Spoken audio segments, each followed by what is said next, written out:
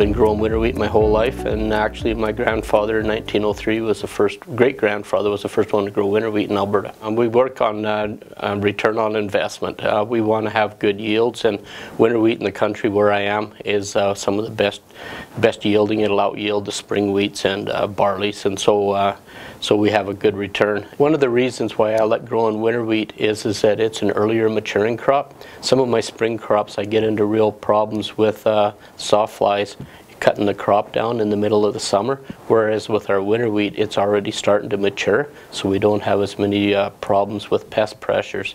So winter wheat does quite well in our area. When I go to set up my crop rotation, I look at where winter wheat will work into it. So I actually work some of my other crops around my winter wheat.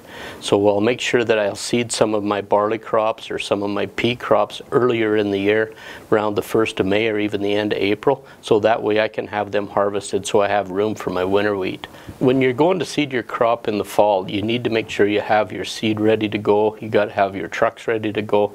So I've actually, when we've been harvesting, borrowed old 3 tons off of my neighbors, and we just go get it and we get her done. You take a day and you leave some of the boys harvesting and you go get her done, because you're not using your tractors and your drills anyway.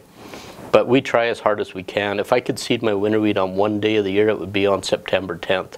That way it's not too early, but yet it'll get it growing. You want to have your winter wheat grow into the 3-leaf stage before winter sets in for the best winter hardiness.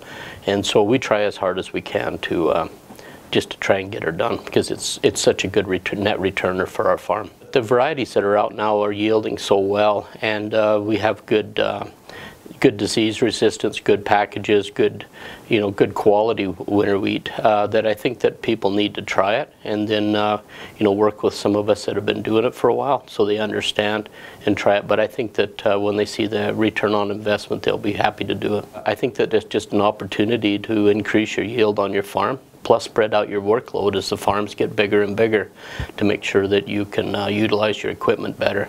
So I think there's a big opportunity for young farmers and old farmers. I've went through some bad years with some droughts, and my winter wheat crop was my best return crop, net return crop that I had by a mile. So in our area where we live, where it's drier, and with the new varieties that are coming out, it's a real opportunity to have a consistent supply of good return on the farm. So no, I won't give up growing winter wheat. The way I look at it is that it's better return on my farm, and it helps spread out my workload, so I'm going to continue to do it. My name is Gary Stanford. I farm in southern Alberta, and I'm very proud to be growing winter wheat.